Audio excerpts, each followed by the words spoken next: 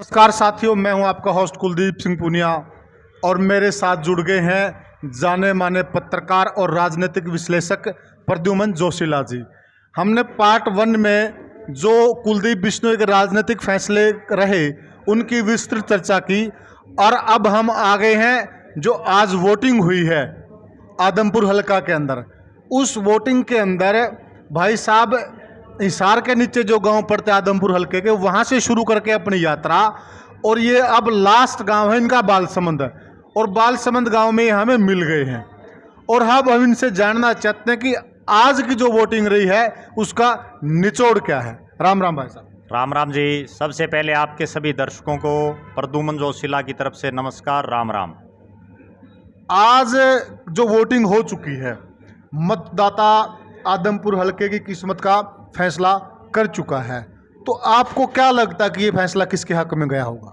देखो, अभी ओवरऑल जो कंक्लूजन हर गांव के हिसाब से आएगा उस पर तो अभी अध्ययन करने में थोड़ा समय लगेगा, लेकिन अगर कई चीज़ें जो आज के इस चुनाव में हमने देखी, एक तो सबसे पहली बात तो ये देखी कि जिन गाँव में कुलदीप बिश्नोई या चौधरी भजनलाल परिवार का एक बहुत बड़ा किला जिन गांव में था, वहाँ निश्चित रूप से जयप्रकाश जेपी जो कांग्रेस के प्रत्याशी उनको वोट मिल रहे हैं। उनको बढ़त मिल रही है, यानी पहले से ज्यादा वोट मिल रहे हैं। बढ़त तो जीतते तो गाँव में कुलदीप बिश्नोई, भव्य बिश्नोई, लेकिन वोट जयप्रकाश को अच्छे आ रहे हैं, यानी कि उनकी जो वोटों की संख्या वो बड़ी है। बिल्कुल। दूसरा, जिन गाँव में, एक बात तो मैं बिल्कुल क्लियर कर दूँ बिना अध्ययन किए हुए भी, क्योंकि मैं आज सुबह से सारे गाँव में मैंने जितने गाँव हैं सबको कवर कर लिया। गांव के हिसाब से अगर देखें तो जयप्रकाश सबसे ज़्यादा गांव में लीड लेगा। टोटल मेरा जहाँ तक आकलन है 30 गांव से ऊपर जयप्रकाश इस चुनाव में जीतेगा। लेकिन कुछ गांव ऐसे हैं जहां भव्य बिश्नोई की लीड ज़्यादा है। वो कौन कौन से गांव हैं? उसमें अगर हम बात करें, एक तो सदलपुर गांव पड़ता है, सदलपुर के बाद आदमपुर गांव, आदमपुर मंडी, असरावा में भी ठीक ठाक बढ़त मिलेगी, और उसके बाद चब्बरवाड़ में छोटा गांव है लेकिन फिर भी वोट आएंगे।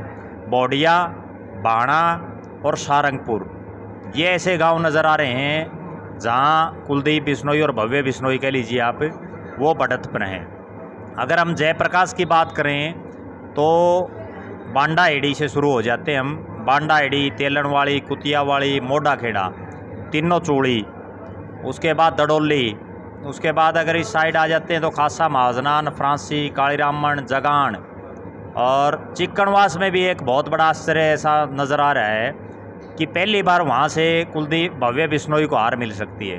वहाँ हर बार चौधरी भजनलाल का परिवार जीतता रहा है, लेकिन इस बार ऐसा लग रहा है कि वहाँ जयप्रकाश जीतने की पोजीशन में है। इसके अलावा भी जैसे सलेमगढ़ गाँव है, वहाँ चौधरी भजनलाल परिवार का एक बहुत बड़ा दबदबा हमेशा से रहा है, लेकिन इस बार ऐसा लग रहा है कि वहाँ से जयप्रकाश बहुत क्लोज फाइट में जीतेगा। उसके अलावा एक जो अचंभे की बात है वो ये नज़र आ रही है, हम ये मान के चल रहे थे कि आम आदमी पार्टी भी बहुत बढ़िया करेगी, लेकिन मुझे ऐसा लग रहा है कि प्रत्याशी का जो उन्होंने चुनाव किया है उस प्रत्याशी उनका काफ़ी ढीला ढाला नज़र आया। मुझे तो कहीं पूरे चुनाव में वो आज दिखा नहीं, वो मतदान के दिन। और आम आदमी पार्टी ऐसा लग रहा है कि चौथे पे जाने की पूरी पूरी संभावना है। एक बालसमंद गांव में जो इनेलो का प्रत्याशी है वो ठीक ठाक वोट ले रहा है। इनेलो को सिर्फ एक बालसमंद गांव में ठीक वोट मिलेंगे। इसके अलावा 2-3 गांव ऐसे हैं जहां उनको 100 से 150 के आसपास वोट मिलेंगे, और उसके अलावा इनेलो का भी कोई लंबा चौड़ा सिस्टम लग नहीं रहा। एक आश्चर्यजनक बात ये भी हो सकती है कि कहीं नोटा इन दोनों से ऊपर ना चला जाए, क्योंकि बहुत से ऐसे मतदाता हैं जो चौधरी भजनलाल परिवार कोई वोट नहीं डालना चाहते, और जयप्रकाश जो कि यहाँ का लोकल कैंडिडेट नहीं है, वो भी हल्के से बाहर का है, तो हो सकता है वो उसको भी ना वोट डालें। ऐसी परिस्थिति में हो सकता है कि नोटा भी 3 से 4 हज़ार वोट यहाँ ले जाने की उम्मीद लग रही है, जो मुझे लग रहा है आज के दिन। अगर नोटा 3 से 4 हज़ार वोट ले जाता है तो ये किसका मतलब नेगेटिव मानेंगे आप? देखो, फिलहाल जो लग रहा है टोटली जयप्रकाश के जो वर्कर हैं उनमें उत्साह ज़्यादा दिखाई दे रहा है आज के दिन। भारतीय जनता पार्टी की मैनेजमेंट बहुत बढ़िया रही। अगर मैनेजमेंट के हिसाब से देखें, जयप्रकाश जी की मैनेजमेंट बूथों पर काफ़ी कम मिली, और मुझे बहुत से ऐसे बूथ भी मिले जहाँ इंडियन नेशनल लोकदल का और आम आदमी पार्टी का कहीं कोई जोड़ा उठाने वाला भी वहाँ नज़र नहीं आया, कहीं भी कोई टेंट नहीं लग रहा था उनका। कांग्रेस का मिला हर उस पे। हाँ, कांग्रेस का सब पे मिला। और लगभग एक गांव में अगर आप सदलपुर के जो ढाणी सदलपुर गांव है, वहाँ की ढाणियों के शायद 3 या 4 बूथ थे, वो ऐसे थे जो अलग थे गांव से दूर। उनमें जो है सिर्फ भारतीय जनता पार्टी के एजेंट थे, वहाँ कांग्रेस का भी कोई ऐसा नज़र नहीं आया। बाकी लगभग हर जगह कांग्रेस का, एक तो गुड़साड़ गांव में, बगड़ा में, कुछ गांव ऐसे हैं जहाँ कांग्रेस को एक तरफा वोटिंग भी हुई है। आप एक बात मुझे बताइए, मतलब जहाँ ऐसा तो नहीं होना चाहिए राष्ट्रीय पार्टी है कांग्रेस, अगर सदलपुर ढाणे की आप बात कर रहे हैं तो वहाँ एजेंट तो होना चाहिए था, ये तो मिसमैनेजमेंट है। देखो ऐसा है जी, वहाँ मैंने पता भी किया था, सदलपुर गांव से और जो खाबड़ा रोड पर पड़ती है एक ढाणी, वहाँ ना कोई कहीं कोई कांग्रेस का टेंट था, ना वहाँ कांग्रेस का कोई एजेंट, मुझे तो कोई मिला नहीं। वहाँ पूछी भी थी तो टेंट भी नहीं था। एक दो जगह हो सकता है जो उन्होंने जो बात बताई, भाई यहाँ जो हमारे जितने वोट हैं वो लगभग जो है कुलदीप बिश्नोई के खाते में है, तो यहाँ कोई उनका आदमी है नहीं। लेकिन उसके उलट अगर हम देखें तो कुछ जगह ऐसे भी मिले जहाँ उम्मीद से ज़्यादा वोट जयप्रकाश के पक्ष में दिखाई दे रहे हैं। कौन से गांव हैं ऐसे? ऐसे एक तो जैसे गुड़साड़ की हम बात करें, बगड़ा की बात करें, बांडा एड़ी की हम बात कर सकते हैं, उसके अलावा चिक्कनवास की बात है, काली रामन है, खासा महाजन है, फ्रांसी है, जगान गांव में भी ठीक है, असरावा में भी उम्मीद से ज़्यादा वोट मिल रहे हैं। हालांकि वहाँ असरावा में भव्य बिश्नोई जीतेगा चुनाव, लेकिन जयप्रकाश को उम्मीद से ज़्यादा वोट मिल रहे हैं। मेलसरा में, ढाणी, मोहब्बतपुर और मोहब्बतपुर में उम्मीद से ज़्यादा वोट मिल रहे हैं जयप्रकाश को, जितनी हम उम्मीद सोच रहे थे। तो कुछ गाँव ऐसे हैं। सरकार का दबाव भी कहीं नजर आया? देखो, बाई इलेक्शन में सरकार का दबाव हमेशा होता है जी, जो उपचुनाव होता है वो होता ही सरकार का है, क्योंकि सरकार के सारे ताम झाम लोगों को अब ये भी पता है भाई 2 साल का अभी राज बाकी है, तो 2 साल में हम काम करवाएं। सरकार के मंत्री, एक छोटी बात और बताता हूँ मैं आपने, एक तो विपक्ष का कोई नेता किसी आदमी के घर जाए और एक सरकार का मंत्री अपने पूरे दल बल के साथ जाए, तो नेचुरल बात है, देखो उस चीज़ का फ़र्क पड़ता है। और यहाँ तो आदमपुर में चुनाव आज जो खींचतान पे चल रहा है, बिल्कुल नेक टू नेक जो फाइट चल रही है, यहाँ तो एक तरफा होना चाहिए था। उसका कारण भी मैं आपको बताता हूँ।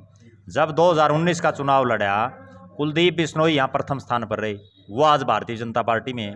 2 नंबर पे भारतीय जनता पार्टी रही, वो भी बीजेपी में है। 3 नंबर पे यहाँ जेजेपी के रमेश गोदारा रहे, वो भी समझौते में भारतीय जनता पार्टी के साथ हैं। तो यहाँ तो विपक्ष होना ही नहीं चाहिए था। मेरा आकलन ये था कि यहाँ तो 1 लाख से ऊपर वोट भारतीय जनता पार्टी को पड़ना चाहिए था। लेकिन सच्चाई ये है कि इस इलाके में जहाँ तक मैं समझ पाया हूँ 60,000 के आसपास वोट ऐसा है, 55 से 60,000 वोट जो भजनलाल परिवार का है, और उसके एंटी किसी को भी आप खड़ा कर दो 40 से 45,000 वोट आज के दिन उसके बिल्कुल खिलाफ है। अब जो बीच का जो 15 से 20,000 वोट पड़ता है, 1,30,000 के आसपास यहाँ वोट पोल होंगे, वो हार जीत तय करता है। वो किसके, अगर वो सारा जयप्रकाश की तरफ चले जाता है, क्योंकि वो लगभग, यहाँ एक और अजीब बात मैं आपको बताऊं, बहुत से ऐसे लोग भी मिले जो न्यूट्रल टाइप के थे, उन्होंने आखिरी में पोलिंग की है कई जगह। वो निर्णायक भी हो सकती है पोलिंग, वो निर्णायक हो सकती है, उस चीज़ का भी विशेष ध्यान रखा गया। उसमें जो गांव के कुछ एक वर्ग विशेष के जो लोग हैं, उन्होंने आखिरी में भी। अच्छा, एक चीज़ और हुई है इस चुनाव, वर्ग विशेष के लोग तो इस चुनाव मैं बताऊं आपने, वो चलो नाम तो नहीं लेना चाहिए किसी का भी। इस चुनाव में एक और विशेष बात जो देखने को मिली, वो ऐसा मिला कि लोगों को इस बात का दर्द ज़रूर था कि कुलदीप बिश्नोई जी हमारे बीच में नहीं रहते, और भव्य बिश्नोई ने जब लोकसभा का चुनाव लड़ा उसके बाद वो भी हमारे बीच में नहीं आए। इस चीज़ का दर्द ज़रूर है। अब वो वोट में कितना कन्वर्ट होता है वो तो 6 तारीख को जब नतीजे आएंगे। एक चीज़ और बताइए, जो इनकी चीफ मिनिस्टर साहब आए थे आदमपुर में, तो उस दौरान काफ़ी बूढ़ी हो चुकी इनकी माता जी, उनको स्टेज पे लेके आना, तो कहीं ना कहीं वहाँ से गलत मैसेज नहीं गया हुआ? चुनाव में क्या होता है, चुनाव में कई चीज़ें होती है, एक भावुकता का भी चुनाव लड़ा जाता है। श्रीमती जसमा देवी जो चौधरी भजनलाल जी की धर्मपत्नी हैं, वो यहाँ से विधायक भी रही हैं, और उनको स्टेज पर लाने का सीधा साधा मतलब ये था कि चौधरी भजनलाल के परिवार का, उन्होंने स्टेज पे बोला भी है कि भाई एक बूढ़ी जो है आपसे अपील कर रही है, वो एक भावुकता का जो वोट होता है उसको लेने का एक प्रयास उसको हम कह सकते हैं। एक बात ये रही, चलो वो तो भावुकता में आ गया, कि दुष्यंत चौटाला और कुलदीप बिश्नोई धुरंधर विरोधी रहे एक टाइम में, और एक म्यान में दो तलवार नहीं आ सकती, जो हम शुरू में भी देख रहे थे। तो लास्ट में उनको बुला, आप जो प्रश्न पूछना चाहते हो पुनिया साहब, एक बड़ा अजीब इस चुनाव में देखने को मिला। 2019 के लोकसभा चुनाव में जिन 3 लोगों ने यहाँ से चुनाव लड़ा, जो प्रथम स्थान पर है ब्रिजेंद्र सिंह, वो MP हैं हिसार के, वो आज कुलदीप बिश्नोई के परिवार के लिए वोट मांग रहे हैं। 2 नंबर पे जो रहे दुष्यंत चौटाला, जो आज प्रदेश के उप मुख्यमंत्री हैं, वो भव्य बिश्नोई के लिए वोट मांग रहे हैं। और 3 नंबर पर जिनकी जमानत जब्त हुई भव्य बिश्नोई, वो स्वयं प्रत्याशी हैं। बड़ा अजीब, मतलब ये राजनीति, इसीलिए राजनीति संभावनाओं का खेल है, कभी भी कुछ भी हो सकता है। आपने एक चीज़ और अगर गौर करने लायक देखी हो, जब प्रदेश के मुख्यमंत्री स्टेज पर थे तो उनके एक तरफ चौधरी देवीलाल के जो परिवार से आते हैं दुष्यंत चौटाला, वो बैठे थे। हरियाणा में 3 लाल हुए हैं, चौधरी देवीलाल, चौधरी बंशीलाल और चौधरी भजनलाल, और दूसरी तरफ चौधरी भजनलाल के जो बेटे हैं कुलदीप बिश्नोई, वो बैठे थे। इसका सीधा साधा मतलब ये है कि आज जो मनोहर लाल है, चौथे लाल, उनके नीचे 2 लाल परिवार आज राजनीति करने लगे। कहीं न कहीं एक विडंबना नहीं है, इतने बड़े लाल, इतना बड़ा नाम जो प्रोधा रहे हैं भारतीय राजनीति के विजन के नाम। इसमें कहने में कोई गुरेज भी नहीं है कि चौधरी भजनलाल का इतना बड़ा नाम था। 2005 में वो 71,000 वोटों से यहाँ से चुनाव जीते थे, जब वो कांग्रेस की तरफ से मतलब मुख्यमंत्री पद के एक दावेदार थे और प्रदेश कांग्रेस के वो अध्यक्ष थे। 71,000 बहुत बड़ा मार्जिन होता उस टाइम का, आज तो 1 लाख से ऊपर का मानेंगे, क्योंकि उस टाइम पे वोट भी कम थे। और आज कुलदीप बिश्नोई जी को, अपने बेटे को राजनीति की पहली सीढ़ी चढ़ाने के लिए दुष्यंत चौटाला, जो उनके हमेशा दुर्विरोधी रहे, चौधरी देवीलाल, यहाँ चौधरी देवीलाल और चौधरी भजनलाल ने भी चुनाव लड़े आमने सामने 1972 में, अगर आपके दर्शकों को ध्यान है या नहीं है। और उसके बाद चौधरी सुरेंद्र सिंह ने भी यहाँ जो है चुनाव लड़े है चौधरी भजनलाल की टक्कर में। आज चौधरी रणजीत सिंह, जो देवीलाल जी के बेटे हैं, आज प्रदेश में बिजली मंत्री हैं, उन्होंने भी चुनाव लड़े है कुलदीप बिश्नोई के सामने। तो ऐसी एक आज जो राजनीति में चौधरी भजनलाल परिवार का एक जो कद था, वो बेशक वो विधायक बने या प्रदेश में बेशक सरकार में मंत्री भी बन जाए भव्य बिश्नोई, लेकिन राजनीतिक रूप से उनका कद इस चुनाव में छोटा हुआ है। उसका कारण क्या है कि उनको अपने बेटे को राजनीति की पहली सीढ़ी चढ़ाने के लिए, उसको जिताने के लिए दुष्यंत चौटाला, चौधरी रणजीत सिंह और इवन CM श्री मनोहर लाल खट्टर जी और तमाम भारतीय जनता पार्टी और JJP का और निर्दलियों का, उन्होंने जो है, आप उसको जी हजूरी कह लीजिए या उनका समर्थन लेने के लिए जो है उनको बड़े प्रयास करने पड़े, और उनके समर्थन से ही अगर ये जीतेंगे। एक चीज़ और बताता हूँ आपको, आज से पहले यहाँ से जब से चौधरी भजनलाल परिवार जीता है, उसका टोटली क्रेडिट चौधरी भजनलाल और उनके परिवार को जाता है। लेकिन ये चुनाव ऐसा होगा, अगर भव्य बिश्नोई जीतते हैं 6 तारीख को, तो इसका क्रेडिट प्रदेश के मुख्यमंत्री श्री मनोहर लाल खट्टर जी को, भारतीय जनता पार्टी को, JJP को, चौधरी रणजीत सिंह को, और भी जिन्होंने इसकी मदद की है, उन सबको जाएगा, क्योंकि अकेला तो ये जीता नहीं। ये आकलन हमने किया, थोड़ा सा दर्शक भी काफ़ी उत्सुक हो रहे होंगे, क्योंकि सामने जो पर्सनैलिटी बैठी है वो हरियाणा के जाने माने राजनीतिक विश्लेषक हैं। वो चाह रहे होंगे कि इनके श्री मुख से एक बार रिजल्ट भी सुन लें। देखो, रिजल्ट का अभी तो कहना बड़ा मुश्किल, लेकिन इतना ज़रूर है कि बड़ी क्लोज फाइट होगी और परिणाम जो है वो अचंभित करने वाले होंगे। दूसरा, एक चीज़ जो मुझे जो लग रही है, ये जो बाकी जो 3 खड़े हैं, ये तो शायद मेरे ख्याल में 7-1 हज़ार तक तीनों क्या सारे टोटली वो 7,000 तक सारे निपट जाएंगे। बाकी अभी जो आखिरी वोटिंग का जो कितना वोटिंग हुई है, उसका भी अंतिम जो वोटिंग परसेंटेज है वो अभी तक नहीं आया है, लगभग 76% के आसपास हुई है। तो हो सकता है कि ये 77-78 तक भी चली जाए, क्योंकि आखिरी जो होगा ना, अच्छा, उसके बाद परसेंटेज में भी एक बात रहती थी प्रद्युमन भाई, कि जो कुलदीप समर्थित गांव थे या एरिया कह लीजिए, वहाँ वोटिंग परसेंटेज 80 से ऊपर जाता था, और जो 90 भी चला जाता तक भी चला जाता था। कुछ गांव ऐसे हैं जहाँ 95 भी होता था। और इस बार ये ऐसा लग रहा था, वो भी आपको बताऊं, जयप्रकाश के कैंडिडेट बनने के बाद और दीपेंद्र सिंह हुड्डा और भूपेंद्र सिंह हुड्डा की मेहनत करने के बाद ये तो ज़रूर हो गया कि कहीं कोई एक तरफा मुकाबला कहीं नज़र नहीं आया। एक चीज़ और बताऊं आपको पुनिया साहब, जब कुलदीप बिश्नोई जी ने यहाँ से इस्तीफ़ा दिया और भव्य बिश्नोई ने जिस दिन नामांकन दर्ज किया, उस दिन उनकी 30,000 प्लस की जीत थी।